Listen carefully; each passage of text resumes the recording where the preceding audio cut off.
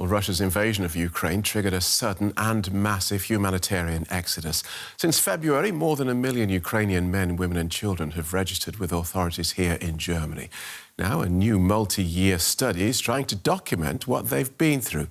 Researchers have interviewed thousands of Ukrainian refugees who are now in Germany, trying to gain insights into the challenges of integration, things like accessing services and finding school places. And they're documenting the psychological impact of these experiences. Well, let's hear directly from someone who's been through that process.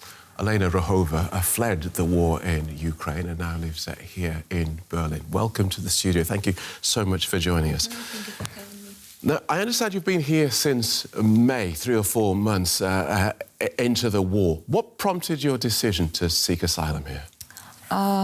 Actually, when the war began, me and my friends decided to leave to the village nearby the Kiev because we thought it would be more safe and safer, but it was a bad decision because that village was occupied by Russian soldiers and we've been cut off electricity, heating and etc. for weeks, and we couldn't escape because every car which tried to flee that village was shot by Russian soldiers. But one day we succeeded to escape, and we decided that we need to go somewhere from Ukraine to stay safe. So my friends decided to come to Germany because they were looking for any country, any family that can accept them.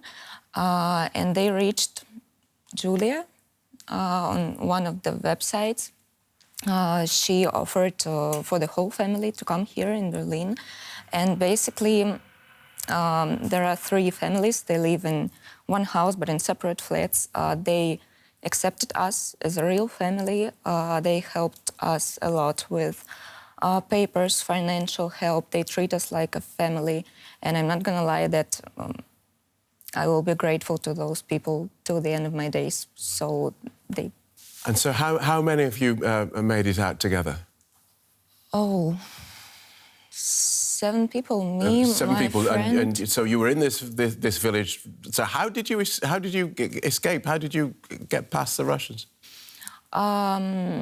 There was a green way, or how should I call it, when Ukrainian military forces provides that.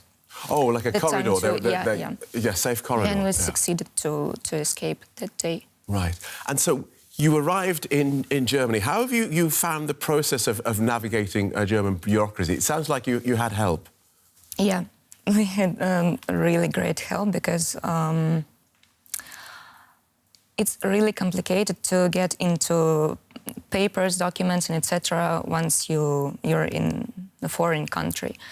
So our German family, I call them German family, helped us a lot to go through Bürgeramt and etc. to get residence permits, registrations, and etc. How difficult would that have been if you hadn't had your German family here? I believe more complicated. Because you're doing your strange forms in a different language. Yeah.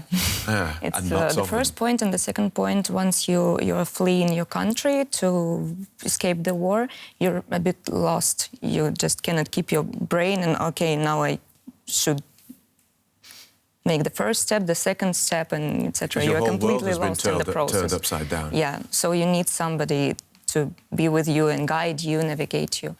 And what is that like? I understand you worked in PR in Ukraine, so one day you're a successful businesswoman, then the next you're asking strangers in a foreign country and a foreign language for somewhere to live and something to eat. What is that change like?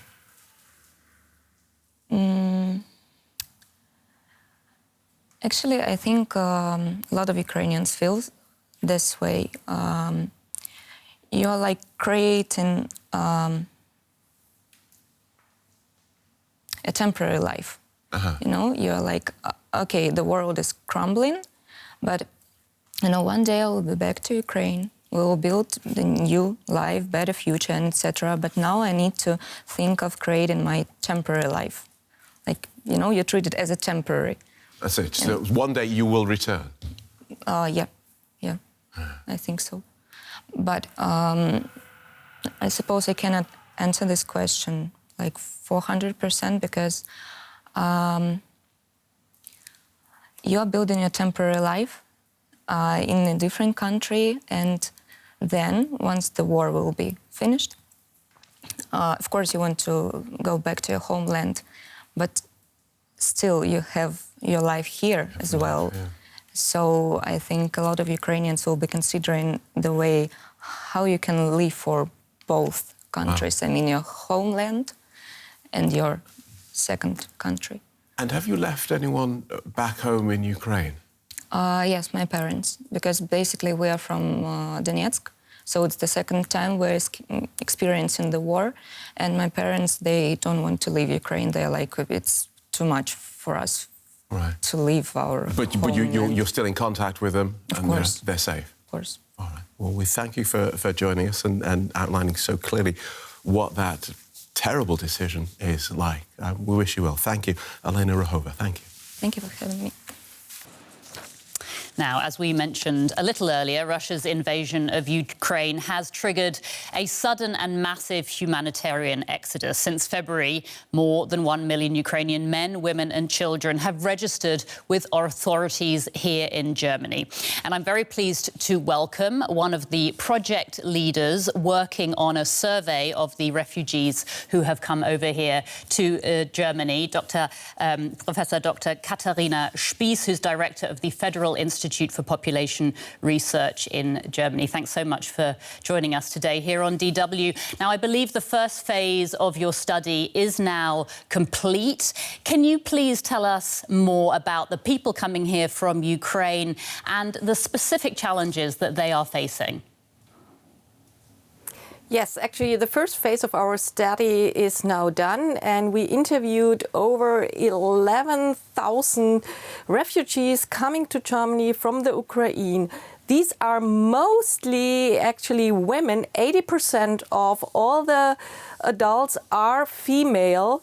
We have a relatively young population. The average age is 28 years of age. We have a lot of children.